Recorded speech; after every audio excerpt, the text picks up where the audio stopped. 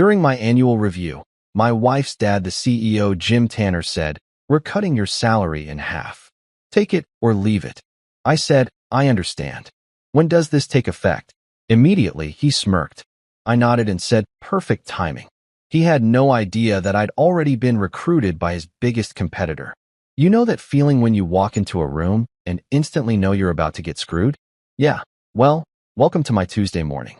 The executive boardroom at Tanner Industries reeked of polished oak and that burnt coffee smell that comes from leaving the pot on since 6 a.m.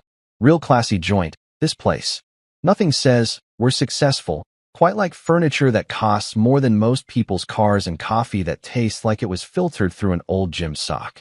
My father-in-law, Jim Tanner, CEO extraordinaire and professional pain in my ass, was already planted in his oversized leather throne when I walked in. This chair wasn't just furniture. It was a statement piece.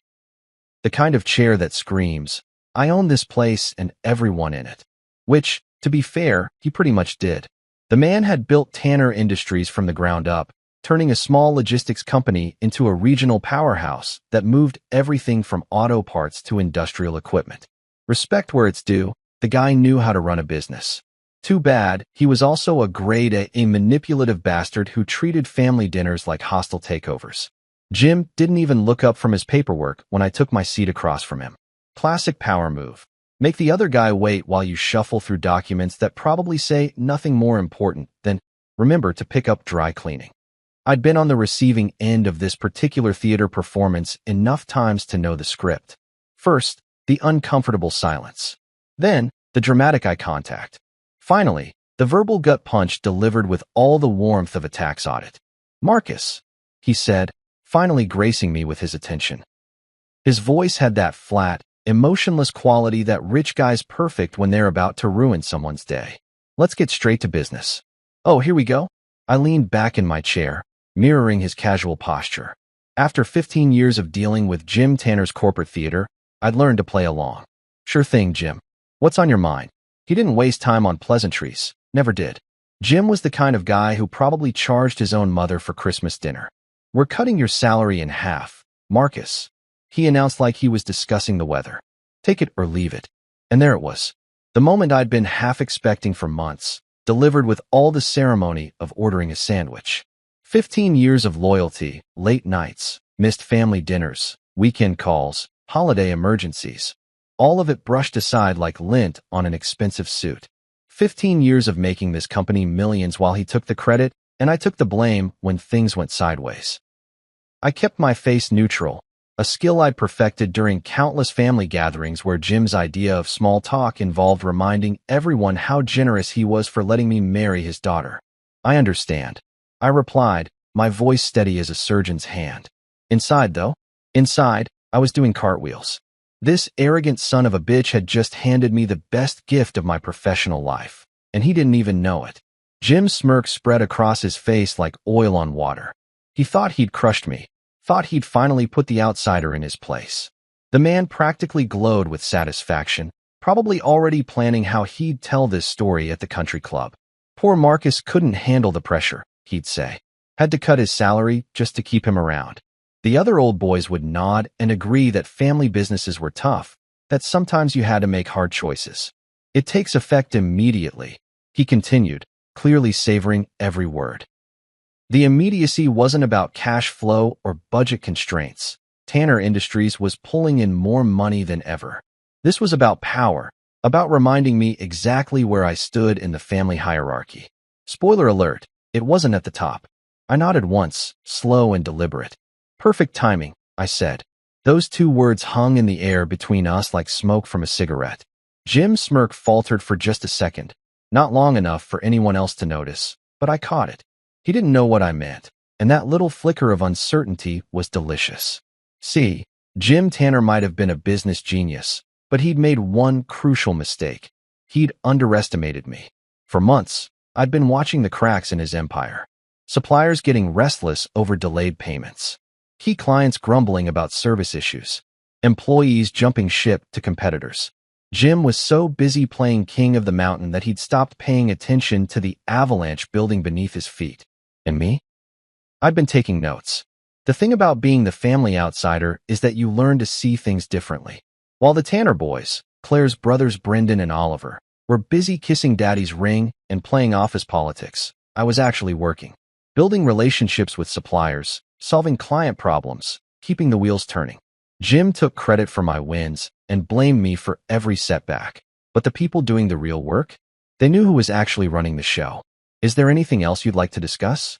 I asked, standing up from my chair with the kind of calm confidence that probably made him wonder if I'd suffered a concussion on the way to his office. Jim waved a dismissive hand. That's all, Marcus. I'm sure you understand the position the company is in. The position the company was in. Right. The company that had just posted record quarterly profits was apparently so strapped for cash that they needed to slash my salary. Makes perfect sense when you don't think about it at all. I walked toward the door, then paused with my hand on the brass handle. Jim, I said, turning back to face him, I want you to know that I really do appreciate everything you've done for me. His chest puffed up like a peacock's. The man lived for moments like this, when the help showed proper gratitude. Well, Marcus, I've always tried to take care of family. Family. The word tasted like cheap wine and broken promises. I was family when he needed someone to clean up a client crisis at 2 a.m. on a Sunday. I was family when quarterly numbers needed massaging.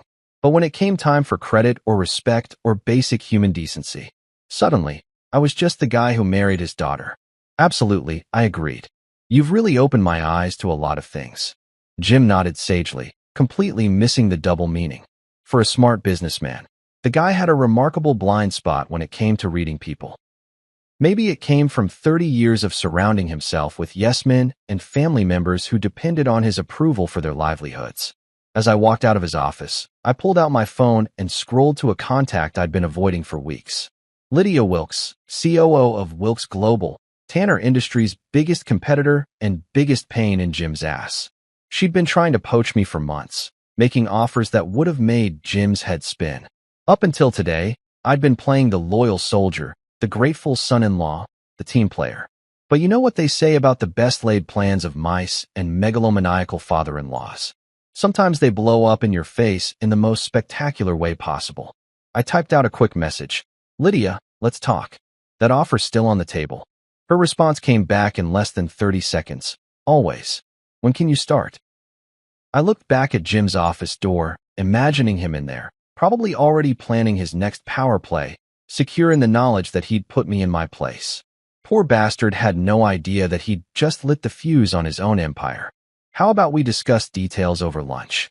I typed back. I've got some interesting insights about market opportunities you might find useful.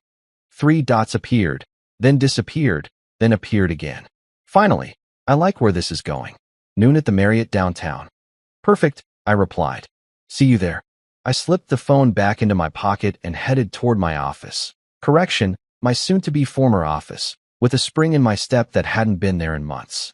Jim Tanner thought he was playing chess while I was playing checkers. What he didn't realize was that I'd been playing an entirely different game all along. The elevator doors closed behind me, and I caught my reflection in the polished steel.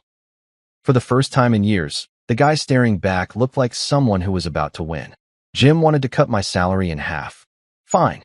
I was about to cut him out of the picture entirely. Game on, old man. Game on. Let me paint you a picture of my so-called perfect life before you start feeling too sorry for poor old Marcus getting his salary chopped in half. On paper.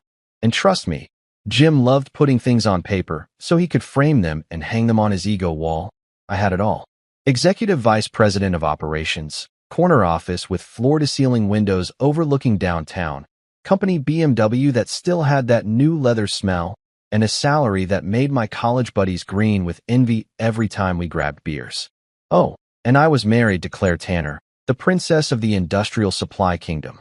Blonde, beautiful, and born with a platinum spoon so far up her ass that she could taste the family crest. To everyone on the outside looking in, I was living the American dream with a capital D and a side of, how the hell did that guy get so lucky? Here's the thing about golden cages, though, they're still cages. And after 15 years of being the dancing monkey in Jim Tanner's 3-ring circus, the gilding had worn pretty damn thin. Every single success I'd managed to pull off got twisted into some brilliant example of Jim's mentorship and guidance. Remember that Patterson Industries deal that saved our asses during the 2019 slowdown? The one where I spent 3 months schmoozing their purchasing director and basically lived in hotel conference rooms hammering out terms? Yeah, according to the company newsletter, that was all thanks to CEO Jim Tanner's strategic vision and leadership excellence. My name appeared in the fine print, if at all, usually somewhere between special thanks to the janitorial staff and don't forget to validate your parking. But every failure, every client who walked away, every supplier who got pissy about payment terms, every time a delivery truck broke down in the middle of nowhere, that was all Marcus Sullivan, folks. Front page news, complete with a detailed analysis of my learning opportunities and areas for professional growth. Jim had turned blame shifting into an art form, and I was his favorite canvas. The worst part wasn't even Jim himself. Although the man could give lessons on how to be a condescending prick to middle managers everywhere. No, the real knife in the back came from Claire's brothers, Brendan and Oliver. These two walking trust fund disasters looked at me like I was some kind of charity case who'd somehow conned his way into their exclusive club. Brendan, the older one, had all the business acumen of a decorative houseplant, but somehow held the title of Senior Vice President of Development. His idea of strategic planning involved expensive lunches and golf tournaments where he'd promise clients things that were physically impossible to deliver. Then guess who got to clean up the mess when reality came knocking? That's right, good old Marcus, the family problem solver. Oliver wasn't much better. Junior VP of Finance with a Harvard MBA that his daddy's donations had basically purchased for him. The kid could barely balance his own checkbook, but he sure could lecture me about fiscal responsibility and knowing my place in the organizational structure. Real rich coming from someone whose biggest professional achievement was not accidentally setting the office printer on fire. Family dinners were like psychological warfare disguised as pot roast and small talk. Picture this. Every Sunday at the Tanner estate, a sprawling monument to new money that looked like someone had thrown a colonial mansion and a McMansion into a blender. Jim would hold court at the head of a dining table that could have doubled as a landing strip, dispensing wisdom and passive-aggressive commentary like some kind of industrial supply godfather. Marcus, he'd say, cutting into his steak with surgical precision, you're so lucky to be part of this family. Not everyone gets opportunities like this. Lucky. That word followed me around like a bad smell. Lucky to work 70-hour weeks. Lucky to take the heat when his golden boy screwed up. Lucky to sit at the kids' table of a business I'd helped build while Brendan and Oliver got to play with the grown-ups. Claire would just sit there, sipping her wine and nodding along like one of those dashboard bobbleheads. Dad's right, honey. We're all so fortunate. Fortunate. Another favorite family buzzword. We were fortunate to have Jim's leadership. Fortunate to be part of his vision.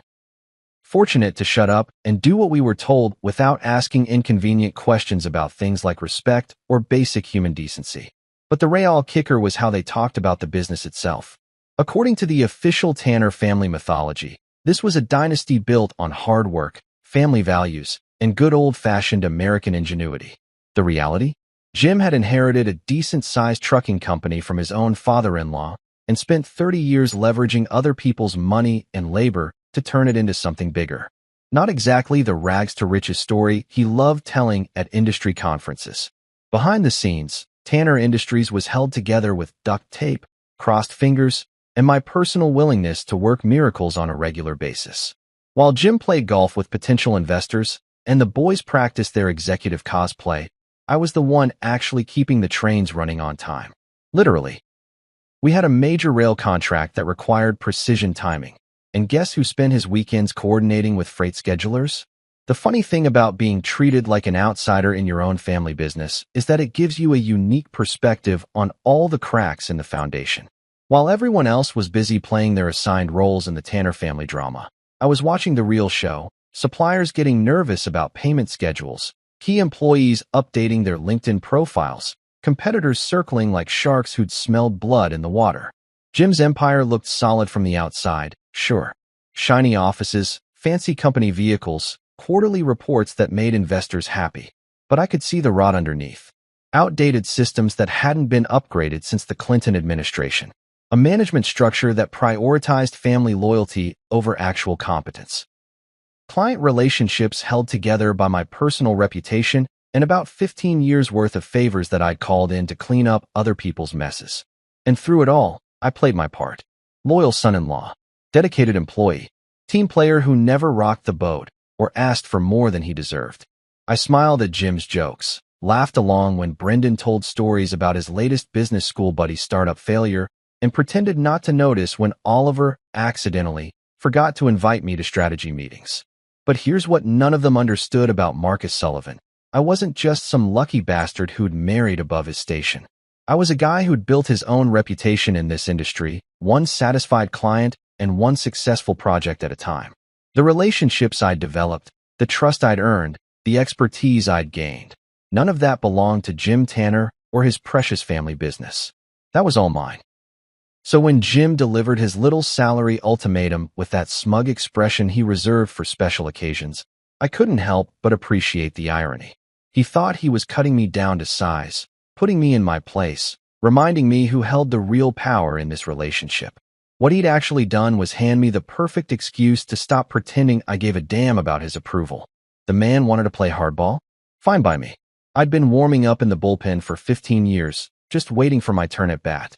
And Jim Tanner was about to learn the hard way that sometimes the guy you've been treating like hired help might just be the one person standing between your empire and total collapse. Perfect timing, indeed. The only question now was whether I wanted to watch his world burn slowly or just pour gasoline on the whole thing and enjoy the fireworks. Decisions. So here's the thing about timing. Sometimes the universe has a twisted sense of humor that would make a stand-up comedian jealous. 3 weeks before Jim decided to play salary limbo with my paycheck, I was sitting in my office on a perfectly ordinary Thursday afternoon, minding my own business and trying to figure out why our Springfield warehouse kept losing inventory like it was going out of style. That's when my phone rang with a number I didn't recognize. Now, in my line of work, unknown numbers usually meant one of three things: a client with a crisis that needed fixing yesterday, a supplier calling to complain about something that wasn't my fault, or some poor telemarketer who was about to get an earful about interrupting my lunch break. I almost let it go to voicemail, but something made me pick up. Call it instinct, call it boredom, call it whatever you want. Turns out it was the best decision I'd made in years. Marcus Sullivan, I answered, using my professional voice that suggested I was important enough to be busy but polite enough to take your call. Mr. Sullivan, this is Lydia Wilkes from Wilkes Global. Do you have a few minutes to talk? Holy shit. Lydia Wilkes. The Lydia Wilkes.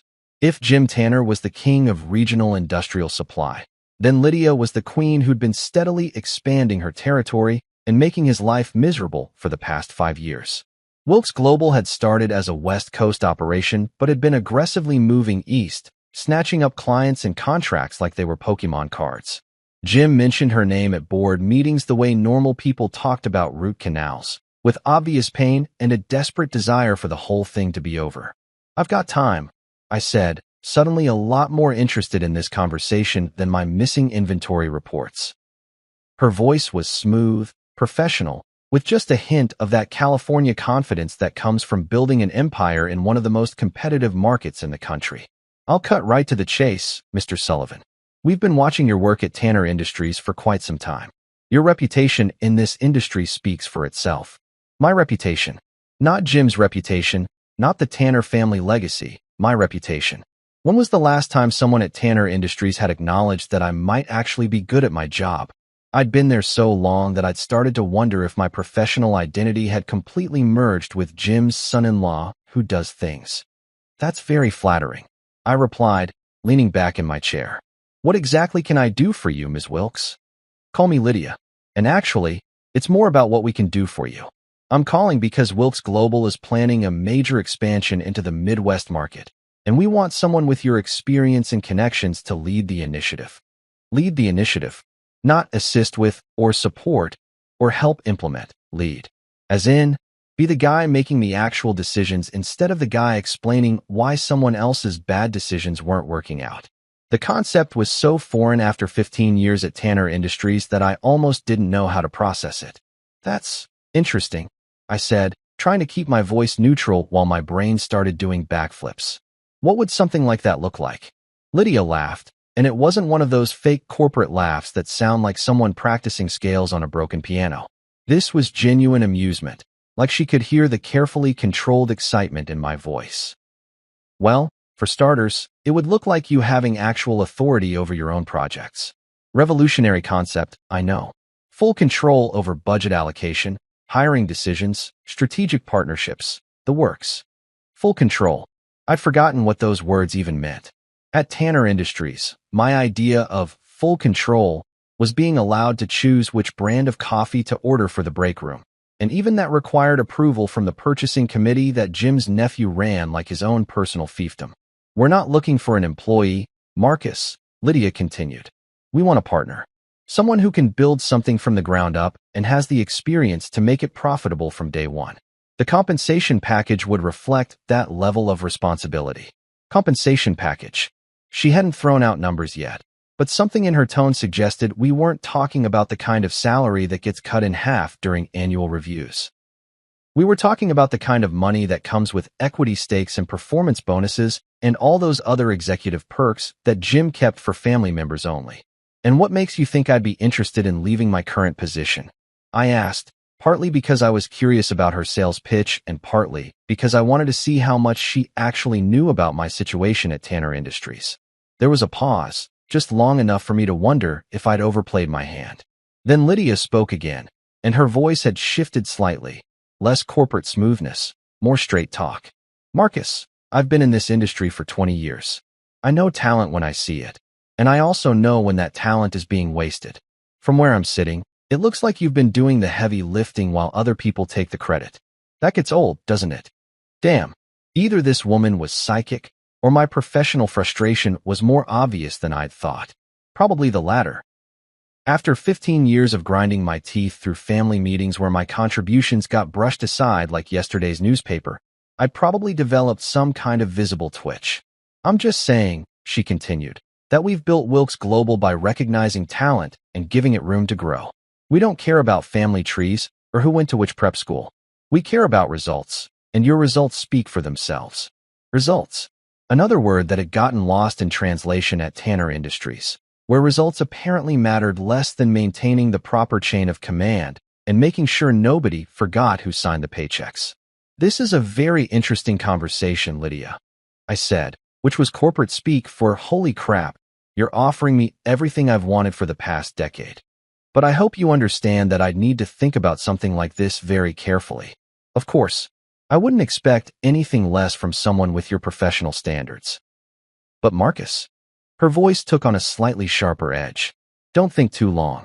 Opportunities like this don't stay open forever, and frankly, we're not the only ones who've noticed your work. The industry is smaller than most people realize. That last part hit me like a splash of cold water. She was right. The industrial supply world was basically a small town where everyone knew everyone else's business. If Lydia had noticed my situation at Tanner Industries, others probably had too.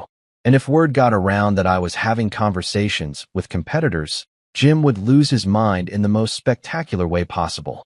I appreciate the call, Lydia, and the confidence you're showing in my abilities. Can I ask how long I'd have to consider this? Take your time, she said, but her tone suggested that take your time had some practical limitations. I'll be honest with you. We're looking to move on this expansion within the next few months. The market conditions are perfect right now, and we don't want to miss our window. But the right person is worth waiting for, and you're the right person. The right person, not the lucky guy who'd married into the family business. Not the outsider who should be grateful for whatever scraps fell off the table. The right person for the job, based on actual qualifications and track record. Novel concept. I understand completely, I replied. And I want you to know that I'm genuinely interested in hearing more details. This isn't just a polite brush-off. Good, Lydia said, and I could hear the smile in her voice.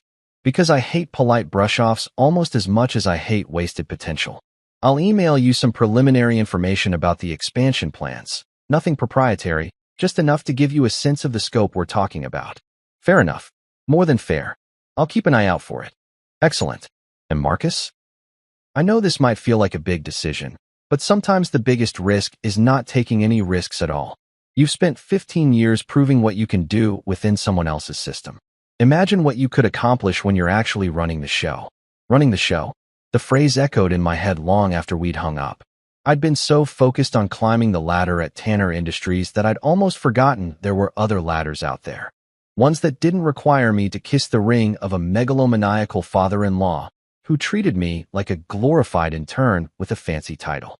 I spent the rest of that afternoon staring out my corner office window, watching traffic crawl through downtown like ants carrying crumbs back to the colony.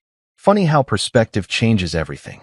From up here, all those people looked like they were part of some grand plan, everyone knowing their role and playing their part. But I'd bet good money that most of them felt just as trapped in their daily grind as I did in my golden cage.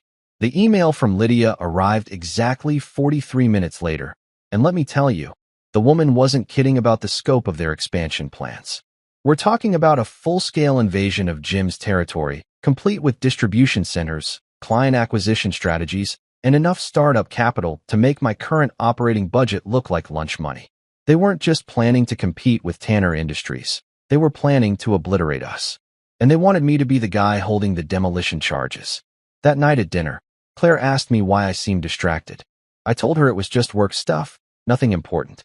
She nodded and went back to scrolling through Instagram, probably looking at pictures of other executives' wives living their best lives on company yachts and private jets.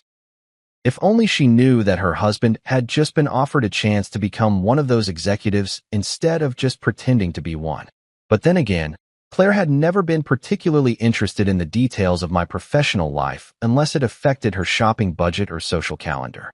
3 weeks later, when Jim delivered his salary ultimatum with all the subtlety of a brick through a window, I couldn't help but think about Lydia's words.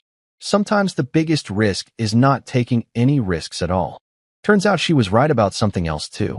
Perfect timing really is everything. You want to know when a marriage is really over? It's not during the screaming fights or the dramatic door-slamming exits you see in movies. Nope.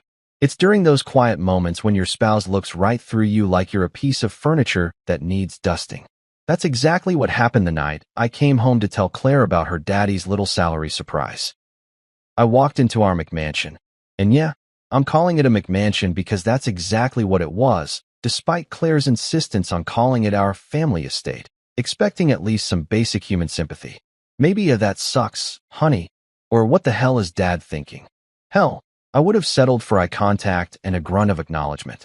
What I got instead was Claire curled up on our oversized sectional sofa with a glass of Chardonnay that probably cost more than most people's car payments, scrolling through her phone like I was an Uber driver who'd just told her about traffic delays.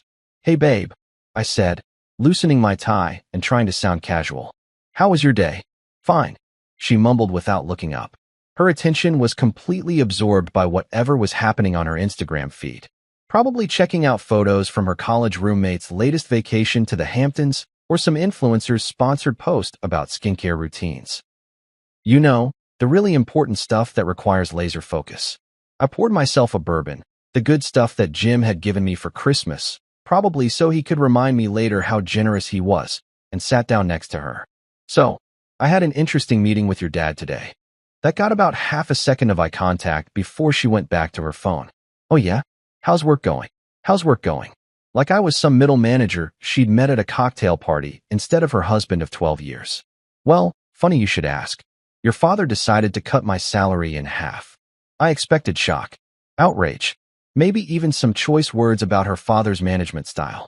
What I got was Claire taking a sip of wine and shrugging like I'd just told her the mailman was running late. "Dad knows best," she said, still not bothering to look at me. "He's been running that company since before either of us was born. If he thinks this is necessary, then you'll adjust." "You'll adjust." Not, "we'll figure this out together," or "that seems unfair," or even "wow, that sucks." Just a casual dismissal wrapped up in blind family loyalty. Like I was some kind of financial inconvenience that could be solved with a little belt tightening and positive thinking. "Claire," I said, trying to keep my voice level, "we're talking about a 50% pay cut here. That's not exactly adjusting the thermostat. That's restructuring our entire lifestyle." She finally looked up from her phone, and for a hot second, I thought maybe we were going to have an actual conversation. Instead, she gave me that patronizing smile she'd perfected at charity luncheons. "Marcus, you're being dramatic. Dad wouldn't do anything that wasn't in the best interest of the company. And what's good for the company is good for our family. What's good for the company is good for our family. Jesus Christ, she sounded like a corporate press release with better hair. I married Claire Tanner thinking I was getting a partner, someone who'd have my back when things got tough. What I'd actually gotten was Jim's press secretary with benefits. Besides, she continued, settling back into her phone scrolling position, it's not like we're going to be living on food stamps. You still make more than most people. Most people. There it was, the classic rich person's perspective that completely missed the point. Sure, even with the pay cut, I'd still be making decent money. But that wasn't what this was about, and the fact that she couldn't see that told me everything I needed to know about where her priorities lay. I went upstairs to change out of my work clothes, and that's when I made the mistake of checking my phone. There was a notification from a group chat that I wasn't supposed to be part of. One of those family threads that Claire's brothers used to coordinate their weekend plans and share inside jokes. Somehow, I'd gotten added to it months ago, probably by accident, and nobody had bothered to remove me. Usually, I ignored it because listening to Brendan and Oliver plan their golf outings was about as exciting as watching paint dry in slow motion. But tonight's conversation was different. Tonight, they were talking about me.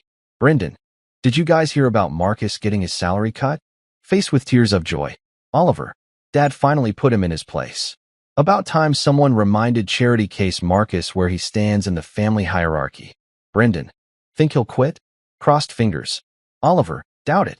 Where else is he going to make that kind of money? Dad's got him by the balls, and he knows it. Brendan, true. Plus Claire would never leave the family. Marcus is stuck whether he likes it or not. Charity Case Marcus. That's what they call me behind my back. 15 years of working my ass off, 15 years of making their family business more profitable, 15 years of showing up and doing the job. And to them, I was still just the charity case who'd gotten lucky enough to marry their sister. I sat on the edge of our king-sized bed, staring at that group chat until the words started blurring together. The worst part wasn't even the insults. I'd suspected for years that this was how they really felt about me. The worst part was the casual assumption that I was trapped, that I had nowhere else to go, that I'd just sit there and take whatever they dished out because I needed them more than they needed me. Claire walked into the bedroom about an hour later, fresh from what I assumed was her nightly routine of liking Instagram posts and texting her book club friends about whatever they pretend to read this month. She glanced at me sitting there with my phone in my hands and must have noticed something in my expression. "What's wrong now?" she asked, and I swear to God, she made it sound like I was a car that kept making weird noises despite multiple trips to the mechanic. I showed her the group chat. "Your brothers have some interesting thoughts about your husband." She read it over, and for a moment, just a moment, I thought I saw something like embarrassment flash across her face. But then she handed my phone back and shrugged. "They're just blowing off steam, Marcus. You know how boys are." Boys. These weren't boys. They were grown men in their 30s who held executive positions at a major company. But in Claire's world, apparently, casual cruelty was just boys being boys, and I was supposed to laugh it off like some good-natured hazing ritual. "Claire, they call me a charity case. Your own brothers think your husband is basically a leech who married into money." She sat down at her vanity and started her nighttime skincare routine, addressing my reflection in the mirror instead of actually looking at me. "Marcus, you're being too sensitive. Family teases each other. It doesn't mean anything. Family teases each other. Right? Because nothing says loving family banter quite like calling someone a charity case and betting on whether they'll have the dignity to quit their job. Besides," she added, smoothing some kind of anti-aging cream under her eyes, "you did marry into this family. That's not exactly a secret. And Dad has been incredibly generous with you over the years. Maybe instead of getting upset about silly text messages, you should focus on showing him that you deserve his continued support." Deserve his continued support. Like I was some kind of dependent relative instead of the guy who'd been keeping his business running smoothly while his sons played office and learned important executive skills like expense account management and recreational golf. I realized something sitting there, watching my wife defend her family's casual cruelty while she applied $70 face cream that was supposed to fight the aging process. Claire had never really seen me as her partner. I was an accessory to her lifestyle, a reasonably successful husband who looked good at company parties and didn't embarrass her at charity functions. The fact that I had feelings, ambitions, or professional pride of my own was basically irrelevant to the role I was supposed to play. When I didn't respond immediately, she turned around in her chair and gave me that look, the one that suggested I was being unreasonably difficult about something perfectly obvious. Marcus, you're part of this family now. That means supporting Dad's decisions, even when they're hard to understand. He's built everything we have. Everything we have. Not everything I'd helped build or contributed to. Everything he'd built that we were lucky enough to benefit from. In Claire's mind, I was still just the guy who'd won the lottery by marrying the boss's daughter. That night, lying in bed next to a woman who'd basically told me to shut up and be grateful for the scraps, I kept thinking about Lydia's words. We don't want an employee, we want a partner. Claire never asked how I felt about the salary cut. Never wondered if maybe her father was being unreasonable. Never considered that 15 years of loyalty and hard work might deserve more respect than a casual dismissal and a reminder to know my place. But you know what? That was fine. Because while she was busy being Daddy's little girl, I was starting to remember what it felt like to be Marcus Sullivan, the guy who'd built his own reputation in this industry long before he'd ever heard the name Tanner. And that guy was about to make some very interesting decisions. You know what they say about the best revenge? It's a dish best served cold, with a side of meticulous planning and a garnish of holy shit, I can't believe that just happened. Over the next week, I became the poster child for professional composure. I showed up to work every morning with a smile, attended Jim's painfully boring board meetings without complaint, and even laughed at Brendan's terrible jokes about quarterly projections. To anyone watching, I was the model employee gracefully accepting his reduced circumstances. What they couldn't see was the spreadsheet I was building at home every night, my own personal exit strategy disguised as a simple contact list. Names, phone numbers, email addresses, contract dates, personal details about kids and spouses, and vacation plans. 15 years of relationship building doesn't just disappear because your father-in-law decides to play power games with your paycheck. Take Danny Morrison, for example, head of procurement at Morrison Logistics, one of our biggest clients. Most people saw Danny as just another suit with a purchase order, but I knew he was a divorced dad of twin girls who coached Little League on weekends and had been looking for a more reliable supplier ever since his ex-wife moved to Phoenix with the kids. We'd grab lunch every couple months, and he'd always end up talking about how Tanner Industries was solid, but sometimes slow to adapt to changing market conditions. Marcus, he'd said during our last lunch, picking at his club sandwich like he was defusing a bomb. You guys do good work, don't get me wrong. But sometimes I feel like I'm dealing with a company that's stuck in 1995. Everything takes 3 approval levels and a committee meeting just to change the color of the delivery truck. At the time, I'd made some diplomatic noises about corporate efficiency and process improvement. But now I was thinking about how Danny might react if someone offered him the same quality service with half the bureaucratic bullshit and maybe a 10% discount for switching vendors. Hypothetically speaking, of course. Then there was Sandra Chun, our operations manager who'd been with the company for 8 years and knew our delivery systems better than Jim knew his own golf handicap. Sandra was sharp, efficient, and completely wasted at Tanner Industries, where her suggestions for process improvements usually got buried under layers of, "That's not how we've always done things, and let's table this for the next quarterly review." I made it a point to grab coffee with Sandra that Wednesday, just 2 colleagues catching up on warehouse efficiency metrics and staffing schedules. Nothing suspicious about that, right? You know what's crazy, Marcus, she said, stirring sugar into her coffee with the kind of precision that made her so good at logistics coordination. I've been thinking about updating our entire inventory tracking system. We could cut delivery times by 20% and reduce overhead costs by streamlining the distribution network. But every time I bring it up, Jim wants 3 different feasibility studies and a cost-benefit analysis that takes 6 months to complete. That does sound frustrating, I replied, mentally adding Sandra's name to my growing list of people who might be interested in working for an organization that actually valued innovation over tradition. It is frustrating, she continued. Sometimes I wonder what it would be like to work somewhere that actually wanted to improve instead of just maintaining the status quo. You know what I mean? Oh, Sandra. If only you knew how much I understood exactly what you meant.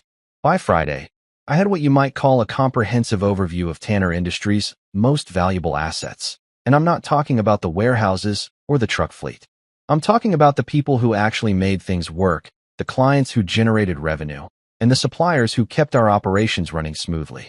Funny how when you start paying attention to who really drives the business, you realize how much of it has nothing to do with family names or corner offices. My phone had been buzzing with messages from Lydia all week, nothing pushy, just professional follow-ups and additional details about Wilkes Global's expansion timeline. She was smart enough to know that rushing a guy making this kind of decision was a good way to spook him into staying put. But she was also smart enough to keep the conversation going, to make sure I didn't forget about the opportunity while I was busy playing loyal employee. Thursday night, she sent me a text that wasn't quite business and wasn't quite personal. Hope you're having a good week. No pressure on our previous conversation, but I thought you might find this interesting. Attached was a link to an industry article about companies that had successfully expanded into new markets by hiring executives with established regional connections. The article was basically a case study in everything I'd been thinking about. Companies that trusted experienced hires to build new divisions. Executives who'd taken calculated risks and been rewarded with equity stakes and real authority. Success stories that started with someone deciding they were worth more than whatever scraps their current employer was throwing their way. I forwarded the article to my personal email and saved it in a folder I'd labeled Professional Development. Claire never checked my computer anyway. She was too busy managing her own social calendar and planning charity committee meetings where rich wives got together to feel good about donating other people's money to causes they'd never actually volunteer for themselves. The real breakthrough came Friday afternoon during what was supposed to be a routine staff meeting. Jim was holding court at the head of the conference table, explaining his vision for the next quarter like he was revealing the cure for cancer. Brendan and Oliver flanked him like matching bookends, nodding enthusiastically at every pronouncement. The rest of us, the people who actually did the work, sat there taking notes and trying to look interested. Our competitive advantage, Jim declared, gesturing at a PowerPoint slide that looked like it had been designed by a particularly unimaginative intern, lies in our established relationships and time-tested processes. While other companies chase after every new trend, we stick with what works. Established relationships, time-tested processes. Corporate speak for, we're too lazy and set in our ways to adapt to changing market conditions. I glanced around the table at faces that ranged from politely attentive to barely concealed boredom. These people knew the score. They'd been hearing variations of this same speech for years while watching competitors eat our lunch with better technology and more flexible service options. After the meeting, I lingered in the conference room, pretending to review my notes while everyone else filed out. That's when I overheard Brendan talking to Oliver by the elevator. "Dad's really putting the screws to Marcus," Brendan was saying, and he sounded way too pleased about it. "Think it'll finally get him to quit." "Nah," Oliver replied. "Guy's got nowhere else to go. Dad's been carrying him for years. Without the Tanner name backing him up, he's just another middle-aged operations guy with a decent resume. Just another middle-aged operations guy. That's how they saw me. Interchangeable, disposable, completely dependent on their family's generosity for my professional survival." The fact that I'd been the one actually building and maintaining most of those established relationships Jim loved bragging about was apparently irrelevant. That night, I sat in my home office and opened up a fresh document on my computer. Not a resignation letter. I wasn't quite ready for that level of drama. Instead, I started writing what you might call a professional inventory. Every client relationship I developed personally. Every supplier who trusted me more than they trusted the Tanner Industries corporate structure. Every employee who'd come to me with problems because they knew I'd actually listen instead of referring them to HR for a consultation about proper channels. The list was longer than I'd expected. 15 years of showing up and doing the job had created a network that belonged to me, not to Jim's company. These weren't just business contacts. They were people who'd worked with Marcus Sullivan, not just some guy who happened to work for Tanner Industries. I also started a second list, internal processes and systems that I developed or improved over the years. Inventory management protocols that had saved the company hundreds of thousands in waste. Client communication systems that had reduced complaint calls by 60%. Staff scheduling innovations that had boosted productivity while keeping overtime costs under control. None of these improvements had Jim's name on them. None of them required the Tanner family seal of approval to work effectively. They were solutions I'd created, tested, and implemented because I'd identified problems and figured out ways to fix them. In other words, they were portable. Around midnight, my phone buzzed with another message from Lydia. I know you're still considering our conversation, but I wanted you to know that the timeline for this expansion is firming up. We're looking at a January launch, which means we need our leadership team in place by December. Just wanted to keep you in the loop. January launch. December deadline. That gave me about 8 weeks to make a decision that would completely reshape my professional life. 8 weeks to figure out whether I wanted to spend the next 15 years watching Jim and his sons run their company into the ground while I played the role of grateful family retainer, or whether I was ready to bet on myself for once. I typed back, "Thanks for the update. I appreciate you keeping me informed about the timeline. This is definitely something I'm taking seriously." Her response came back within minutes. "Good.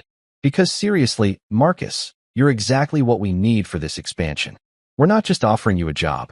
We're offering you a chance to build something. Build something. Not maintain something that someone else had built. Not protect something from changing market conditions. Build something new, from the ground up, with my own vision and strategy." I closed my laptop and headed back to bed, where Claire was already asleep, probably dreaming about whatever rich wives dream about.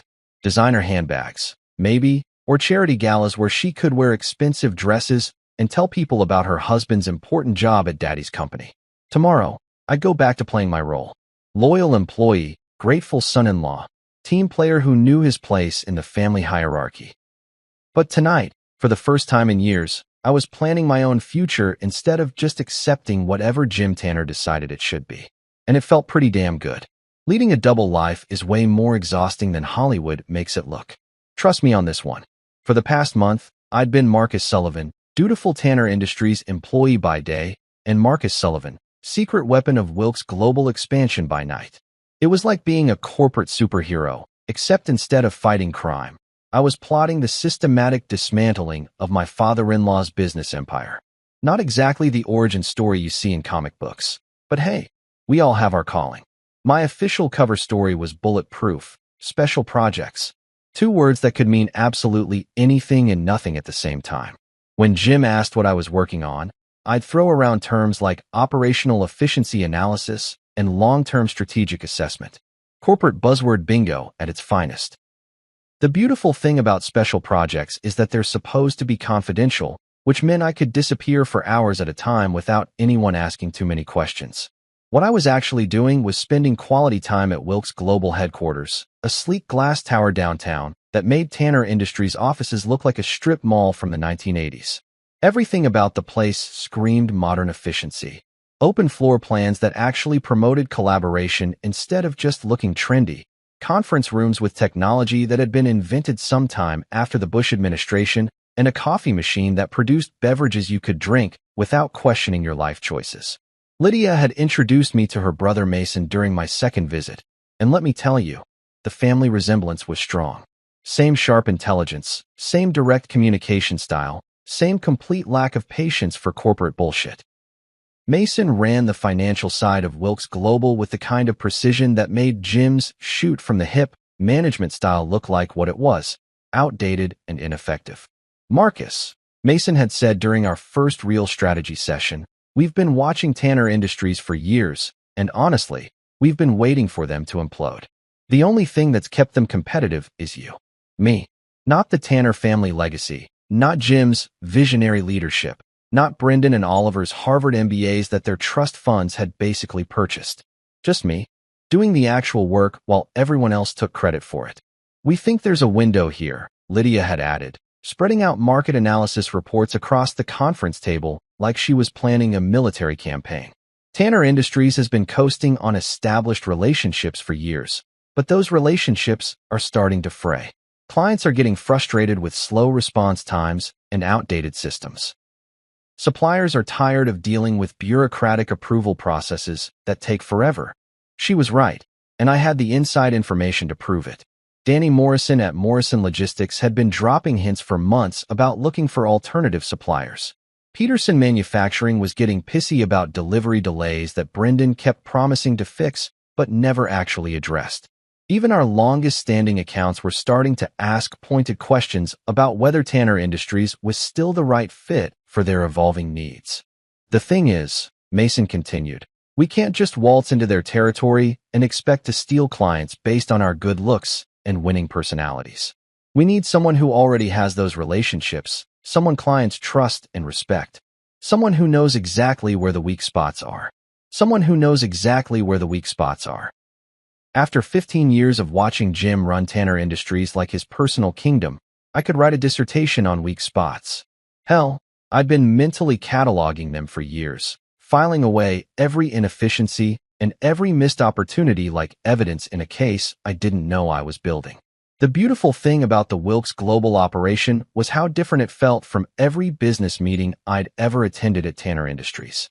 Instead of corporate theater and family politics, we talked about actual strategy, real numbers, realistic timelines, achievable goals that didn't require sacrificing quality or ethics to accomplish. It was like discovering that business meetings could actually be about business instead of ego management and succession planning. We're thinking aggressive but smart, Lydia explained during one particularly productive afternoon session. We don't want to just compete with Tanner Industries. We want to make them irrelevant. But we need to do it the right way, with better service, better technology, and better relationships. Better relationships. That's where I came in. See, while Jim had been busy playing corporate royalty for the past 15 years, I'd been doing something revolutionary. I'd been treating suppliers like actual human beings instead of disposable vendors. Crazy concept, I know. Like Tommy Rodriguez at Midwest Distribution, who'd been dealing with Tanner Industries for 8 years and had never once spoken directly to Jim or either of his sons. But Tommy and we'd grab lunch every couple months, and I knew about his kids' soccer team and his wife's art gallery and his plan to expand his operation into Indiana. When I mentioned that Wilkes Global was looking for reliable distribution partners in the region, Tommy's ears perked up like a golden retriever hearing a can opener. You know, Marcus, he'd said, leaning across the table at our usual diner, I've been thinking about diversifying our client base anyway. Tanner Industries is solid, but putting all our eggs in one basket makes me nervous. If Wilkes Global is looking for partners instead of just vendors, that sounds like something worth exploring. Partners instead of vendors. The difference between those two words could make or break a business relationship, and Jim had never figured that out. To him, suppliers were interchangeable resources that existed to serve Tanner Industries' needs and should be grateful for the privilege. To me, they were collaborators who could make or break our success if treated with basic respect and professionalism. Within 2 weeks, I had preliminary agreements with 3 major suppliers who were ready to jump ship the moment Wilkes Global officially entered the market. Not contracts. I wasn't stupid enough to put anything in writing while I was still technically employed by the competition, but conversations, handshake agreements, verbal commitments from people who trusted Marcus Sullivan more than they trusted the Tanner Industries corporate structure. The client side was even easier. Turns out that when you spend 15 years actually solving people's problems instead of just taking orders from the corner office, those people remember who was really taking care of them. Sarah Kim at Industrial Solutions Group had been dealing with delivery delays for months because Oliver kept promising improvements that never materialized. When I casually mentioned that I might be exploring new opportunities with a company that prioritized customer service, she practically begged for details. Marcus, you've been the only reason we've stuck with Tanner Industries this long, she'd said during what was supposed to be a routine quarterly review. If you were working somewhere else, somewhere that actually gave you the authority to fix problems instead of just apologizing for them, we'd follow you in a heartbeat. We'd follow you in a heartbeat. Music to my ears. 15 years of being treated like an interchangeable cog in Jim's machine, and it turned out that the clients saw me as the face of the company's competence. Who would have thought? The hardest part was maintaining my cover at home. Claire had started noticing my late nights, but her definition of curiosity was about as deep as a puddle after a light drizzle. When she asked where I'd been, I'd tell her the truth. Company business. She just assumed I meant her father's company, which technically I did, just not in the way she was thinking. You've been working so hard lately, she'd say, not looking up from whatever reality show was rotting her brain that particular evening. Dad must really be keeping you busy. Dad must really be keeping you busy. If only she knew that her precious daddy was about to find out exactly how busy I'd been, just not on his behalf. But Claire lived in a world where Daddy always knew best and Marcus always did what he was told. So the possibility that I might be planning my own future instead of just accepting whatever Jim decided it should be probably never crossed her mind. The funniest part was watching Jim's reaction to my sudden compliance. For weeks, I'd been the model employee, showing up early, staying late, attending every meeting I was invited to, laughing at his jokes, and nodding along with his strategic vision like it was handed down from Mount Sinai. He was so pleased with himself for putting me in my place that he actually started treating me better, like a pet that had finally learned to heel. "You see, Marcus," he'd said after one particularly productive board meeting where I'd presented quarterly numbers without a single complaint about budget cuts or resource limitations. "This is what happens when everyone knows their role and focuses on doing their best work. Maybe this salary adjustment was exactly what you needed to reach your full potential." My full potential, right? If Jim only knew that my full potential involved dismantling his business model piece by piece while he patted himself on the back for being such an effective leader.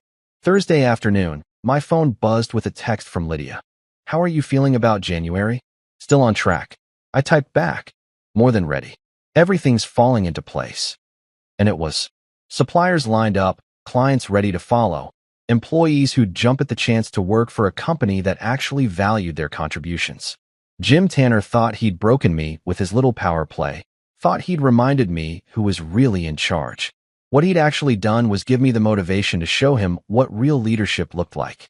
The Midwest Industrial Supply Conference happens every November in Chicago, and it's basically the Super Bowl for guys like us who get excited about logistics optimization and supply chain management. 3 days of seminars, networking events, and vendor showcases where everyone pretends to care about innovative solutions while really just trying to figure out who's sleeping with whom and which companies are about to go belly up. This year's theme was adapting to tomorrow's challenges, which was corporate speak for how do we make more money while spending less on everything. Jim had been looking forward to this conference for months, partly because he loved playing big shot in front of his industry peers, and partly because Tanner Industries was one of the keynote sponsors. Nothing strokes a CEO's ego quite like having your company logo plastered all over convention center banners while you deliver profound insights about market leadership to a captive audience of potential clients and competitors. I'd attended this same conference for the past 8 years, usually as Jim's wingman, the loyal lieutenant who'd smile and nod while he took credit for operational improvements I'd actually implemented. This year was going to be different, though. This year, I was attending as myself, Marcus Sullivan, soon-to-be Director of Strategic Expansion for Wilks Global, though Jim didn't know that part yet. The plan was elegant in its simplicity. Lydia and Mason had secured a last-minute sponsor slot after another company pulled out due to budget constraints. Wilks Global would be announcing their Midwest expansion during the second day's keynote session, right after Jim finished his presentation about maintaining market leadership through traditional values. The timing wasn't accidental. Lydia had a flair for dramatic irony that I was really starting to appreciate. Wednesday morning, I sat in the audience watching Jim strut onto the stage like a peacock who'd just discovered mirrors. He was wearing his best power suit, the one that probably cost more than most people's monthly rent. And he had that confident swagger that comes from years of being told you're a business genius by people who depend on your approval for their paychecks. "Ladies and gentlemen," Jim began, his voice booming through the conference center's sound system, "I want to talk to you today about what it really means to build a lasting business in this industry." Oh, this was going to be good. I settled back in my seat, pulled out my phone, and started recording. Not for any malicious purpose, you understand, just for posterity. Sometimes you want to remember the exact moment when someone's hubris reaches peak altitude right before it comes crashing down to earth. Jim launched into his usual spiel about family values, time-tested principles, and the importance of staying true to your roots while lesser companies chased after flash-in-the-pan trends. He talked about Tanner Industries like it was some kind of industrial supply monastery where ancient wisdom was preserved and passed down through generations of enlightened leadership. "We don't follow market fads," he declared, clicking through slides that showed the company's steady growth over the past decade. "We set the standard that others try to follow." While our competitors are busy reinventing themselves every few years, we focus on what really matters: consistent service, reliable partnerships, and the kind of personal relationships that can't be replicated by corporate algorithms. Consistent service, reliable partnerships, personal relationships. I had to give him credit. The man could spin a narrative like a political campaign manager. He was basically taking credit for everything I'd been doing for the past 15 years while making it sound like it was all part of his master plan. The audience was eating it up, too. Heads nodding, scattered applause at all the right moments. That kind of polite enthusiasm that conference attendees perfect after years of sitting through presentations that range from mildly interesting to actively painful. Jim was in his element, the successful CEO sharing hard-won wisdom with the next generation of industry leaders. In conclusion, he said, building toward what I knew would be his trademark closing line: success in this business isn't about chasing every new opportunity that comes along. It's about building something solid, something lasting, something that will still be here when all the flash and glamour fades away. Tanner Industries has been that kind of company for 30 years and will be that kind of company for 30 more. The applause was enthusiastic, the kind of response that makes conference organizers happy and keynote speakers feel like they've just delivered the Gettysburg Address. Jim soaked it up like a sponge, probably already planning how he'd describe this triumph to Claire over dinner. The whole industry was hanging on my every word, he'd say. Standing ovation when I finished. Then the conference moderator stepped up to the microphone. Thank you, Mr. Tanner, for those inspiring words about traditional business values. And now, we're pleased to welcome Lydia Wilkes, Chief Operating Officer of Wilkes Global, who'll be sharing some exciting news about expansion and innovation in our industry. I watched Jim's face change as Lydia walked onto the stage. The confident smile faltered just slightly. Not enough for most people to notice, but I've been studying his expressions for 15 years. He knew Wilkes Global was his biggest competition, but he'd assumed they'd stay safely contained on the West Coast where they belonged. The fact that Lydia was here, at his conference, giving a presentation to his audience, was like finding out your ex-girlfriend was dating your boss. Lydia looked incredible up there, all confidence and professional authority in a charcoal business suit that probably cost more than Jim's, but somehow managed to look effortless instead of showy. She had that California executive energy, polished but not pretentious, successful without being arrogant about it. Thank you all for being here today, she began, her voice carrying easily through the conference center. I want to talk to you about something that's been on my mind lately: the difference between maintaining the status quo and actually leading industry change. Maintaining the status quo. I almost laughed out loud. She was basically taking everything Jim had just said about traditional values and stability and turning it into an argument for why those things were actually weaknesses in a changing market. Brilliant. At Wilkes Global, we believe that respecting the past doesn't mean being afraid of the future, Lydia continued. Which is why I'm excited to announce our expansion into the Midwest market, bringing innovative solutions and fresh perspectives to a region that's been underserved by companies stuck in yesterday's business models. I could practically feel the tension in the room ratcheting up a notch. This wasn't just a presentation anymore. This was a declaration of war, delivered with PowerPoint slides and a smile that could cut glass. Jim was sitting 3 rows ahead of me, and I could see his shoulders getting rigid as Lydia laid out Wilkes Global's expansion plans with the kind of detail that suggested they'd been working on this for months. Now, successful expansion isn't just about having a good business plan, Lydia said, advancing to her next slide. It's about having the right leadership team, people who understand the market, who have established relationships, and who share our vision for what this industry could become with the right kind of innovative thinking. This was it. My cue. I felt my heart rate spike as Lydia's eyes found mine in the audience. Which is why I'm thrilled to introduce you to our new Director of Strategic Expansion, someone many of you already know and respect for his contributions to this industry over the past 15 years. The room went dead silent as she gestured toward me. Please join me in welcoming Marcus Sullivan to the Wilkes Global team. I stood up, and I swear to God, you could have heard a pin drop in that conference center. 500 industry professionals, including every major player in the regional market, watching as I walked down the aisle toward the stage like I was heading to my own wedding. Except this time, I was marrying a company that actually wanted me instead of just tolerating my presence. The walk to the stage felt like it took forever and no time at all.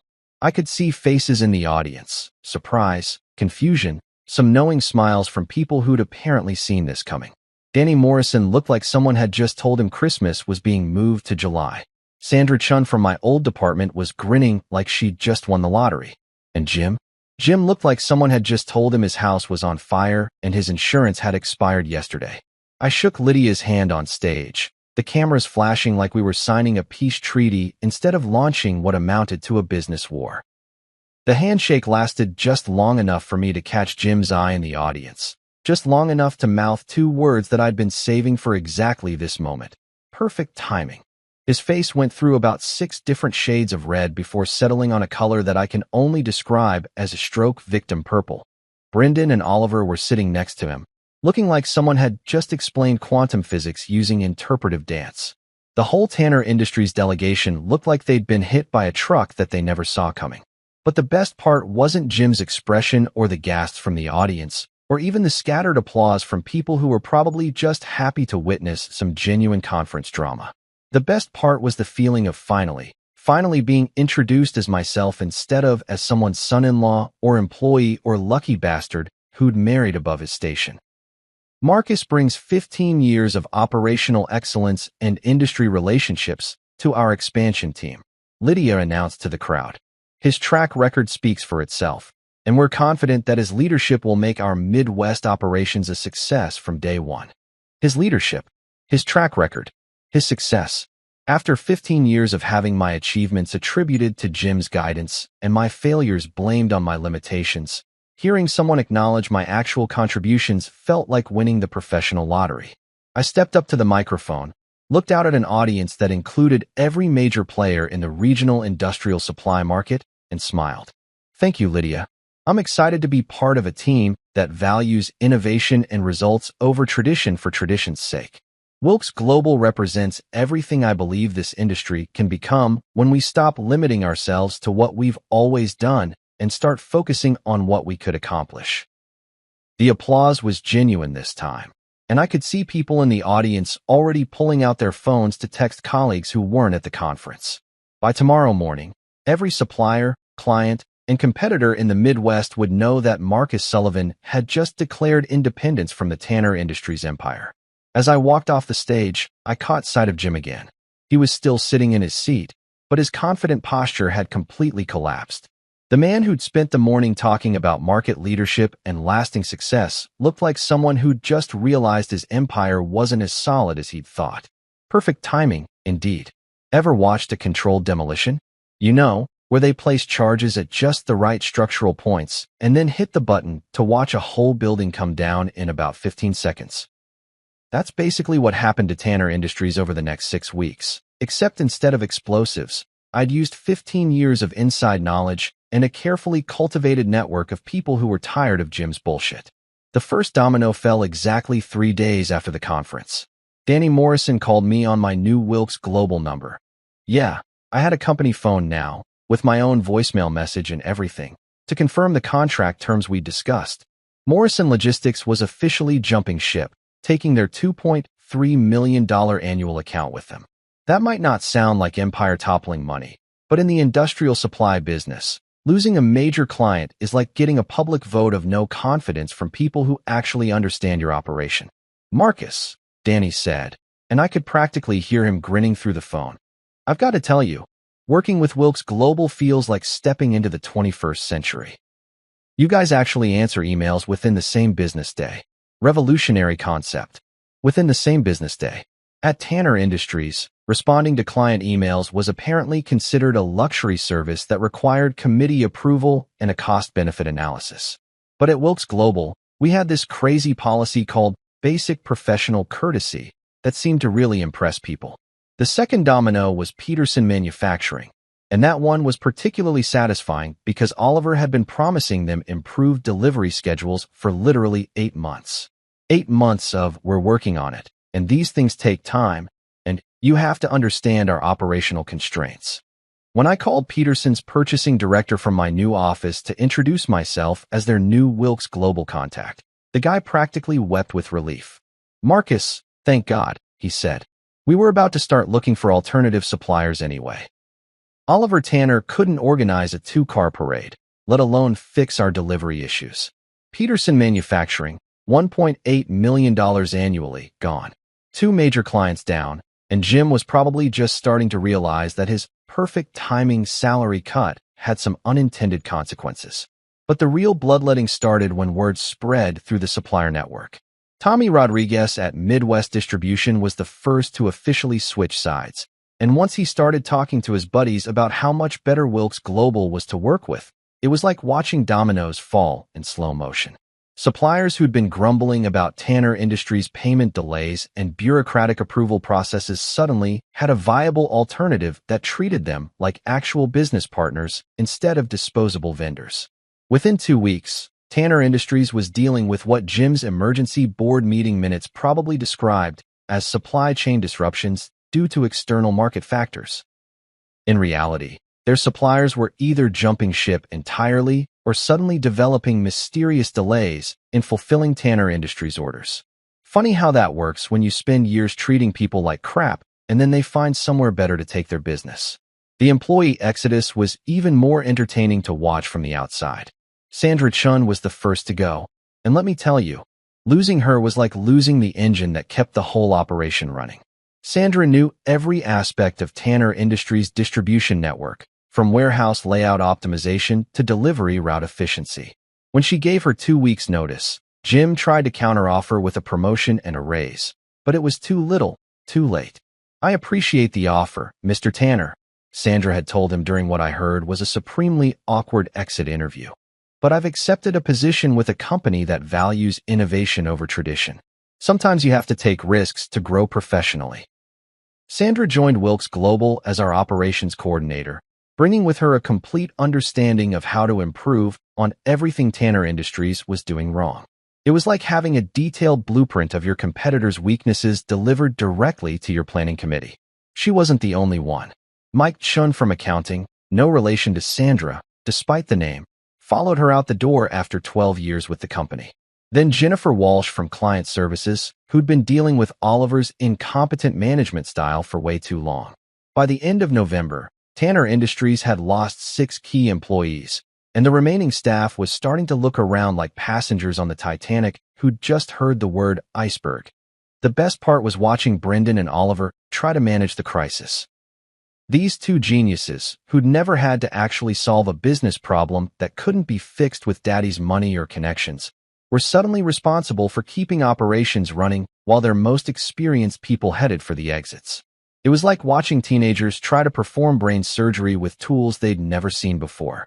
During one particularly disastrous week, Oliver managed to lose a major shipment because he'd forgotten to coordinate with the trucking company about holiday scheduling. The client, Industrial Solutions Group, Sarah Kim's company, called to complain, and Oliver's brilliant solution was to blame the trucking company for not anticipating our needs, despite the fact that nobody had bothered to tell them about the shipment in the first place. Sarah called me that same afternoon, officially requesting to transfer her account to Wilkes Global. Marcus, I can't do business with amateurs, she said, and she sounded genuinely frustrated. Oliver Tanner just tried to explain to me how the trucking industry works, despite the fact that I've been managing logistics for 15 years. The kid is clueless. Sarah's account, $3.2 million annually. Another major client down, and we weren't even trying that hard. They were basically driving customers away with their own incompetence. Meanwhile, the local business press was starting to notice the pattern. The Chicago Business Journal ran a story titled Regional Supply Chain Shakeup as Established Players Face New Competition. The article didn't mention names, but anyone in the industry could read between the lines. Tanner Industries was bleeding clients and employees while Wilkes Global was aggressively expanding into their territory. By December, Jim had gone from confident industry leader to desperate damage control mode. He started calling emergency board meetings every other day, trying to figure out how to stop the hemorrhaging.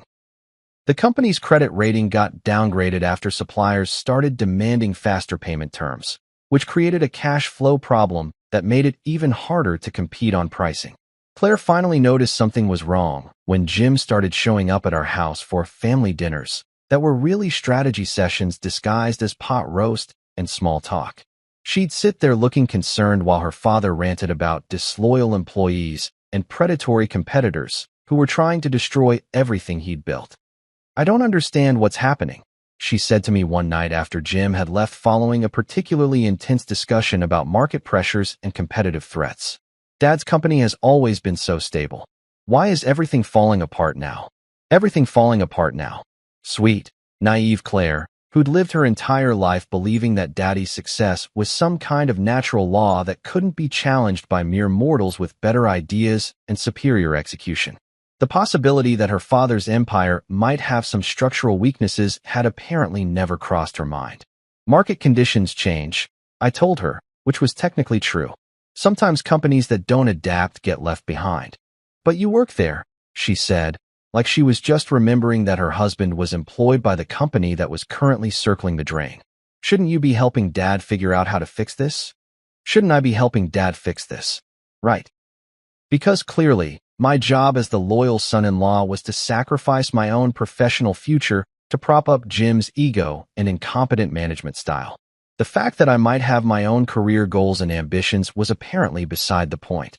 "Claire," I said, choosing my words carefully, "your father made his position very clear when he cut my salary and excluded me from strategic planning meetings. He doesn't want my help. He wants my compliance." She stared at me like I'd just suggested we sell the house and join the circus. "Marcus, you're being ridiculous. Dad values your input. He's just under a lot of pressure right now." "Values my input?" Sure he did, which was why I'd been systematically excluded from every important decision for the past 2 months, while watching his golden boys run the company into the ground with their Ivy League business degrees and complete lack of real-world experience. The phone rang that night at 11:30, which was never a good sign. It was Jim, and he sounded like a man who'd just realized his house was on fire and the fire department was busy washing their trucks. "Marcus," he said, skipping any pretense of pleasantries, "we need to talk. First thing tomorrow morning." "Sure thing, Jim. Everything okay?" There was a pause long enough for me to imagine him sitting in his home office, staring at quarterly reports that probably looked like a crime scene. "We'll discuss it tomorrow. Just be there early." I hung up and smiled in the darkness of my bedroom. Jim Tanner, the man who'd spent 30 years telling everyone else how to run their businesses, was about to ask for help from the charity case he'd been trying to crush just 2 months earlier. This was going to be fun. 6 months later, I was standing in the main floor of Wilks Global's brand new Midwest distribution center, watching a team twice the size of my old crew at Tanner Industries move inventory with the kind of efficiency that would have made Jim's head explode. State-of-the-art tracking systems, automated sorting equipment, and employees who actually gave a damn about their jobs because they worked for a company that treated them like valuable assets instead of disposable resources. The irony wasn't lost on me. This facility was everything I'd tried to convince Jim we needed at Tanner Industries: modern, efficient, strategically located for optimal distribution coverage. I'd pitched similar upgrades to him at least a dozen times over the years, only to be told that if it ain't broke, don't fix it, and we've always done fine with our current systems. Well, congratulations, Jim. Your refusal to invest in the future had just handed your biggest competitor the blueprint for destroying your market share. Lydia found me by the main sorting station, where our new automated system was processing orders at about 3 times the speed of Tanner Industries' manual operation. She was holding a leather portfolio that looked expensive enough to feed a small family for a month, which probably meant good news for yours truly. "Marcus," she said, and her smile had that satisfied quality that comes from watching a plan come together perfectly. "I've got something for you." She handed me the portfolio, and inside was a contract extension that made my original Wilks Global offer look like pocket change. Director of Strategic Expansion was apparently just the entry-level position. The new title was Vice President of Regional Operations, with an equity stake that would make me a legitimate millionaire if the company's expansion continued at its current pace. "You've more than proven yourself," Lydia continued as I tried not to let my jaw hit the floor while reading the compensation details. "The Midwest expansion has exceeded every projection we made. We're 3 months ahead of schedule and already profitable. That doesn't happen by accident."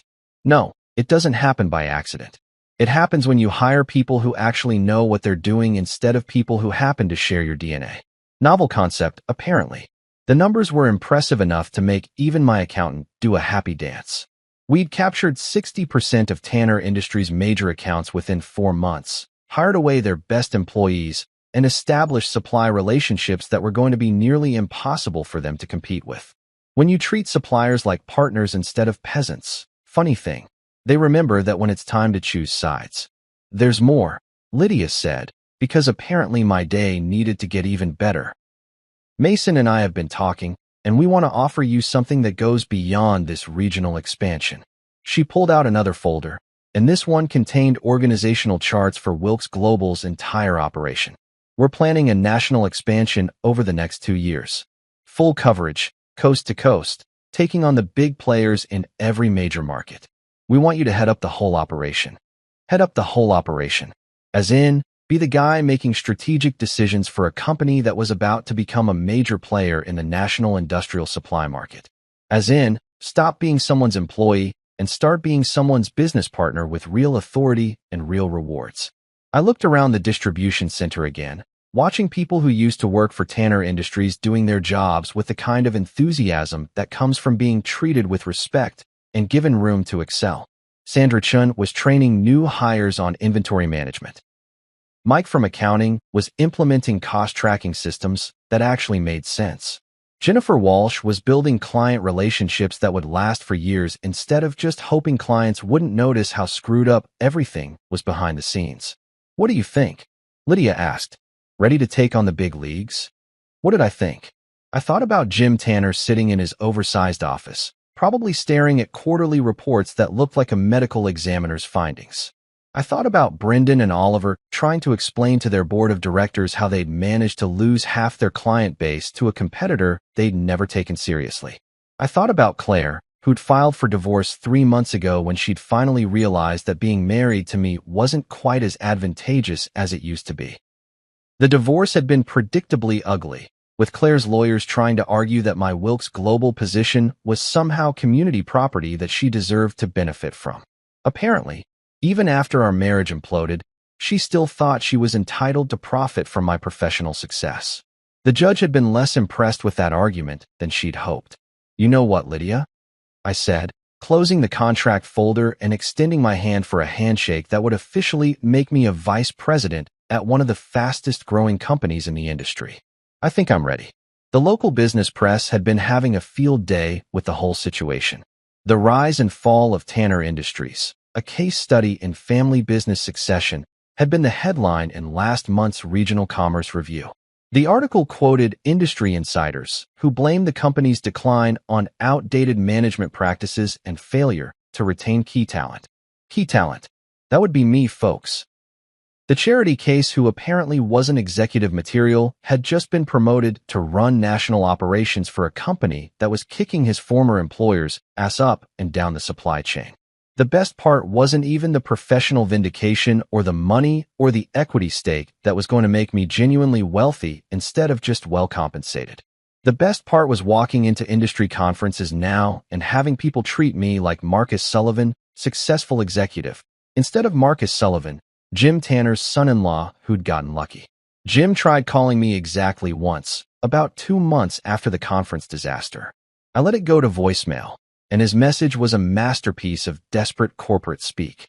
Marcus, I think there may have been some misunderstandings about your role at Tanner Industries. Perhaps we could sit down and discuss how to move forward in a way that benefits everyone involved. Misunderstandings about my role. Benefits everyone involved. The man who'd publicly declared that I wasn't executive material was suddenly interested in revisiting our professional relationship now that his company was hemorrhaging money and reputation. I deleted the message without calling him back. Some bridges are meant to be burned, and watching them burn from a safe distance while sipping expensive whiskey is one of life's genuine pleasures. Trade journals started calling me the man who dethroned Tanner, which was probably giving me more credit than I deserved, but sounded pretty badass on business cards. The truth was simpler.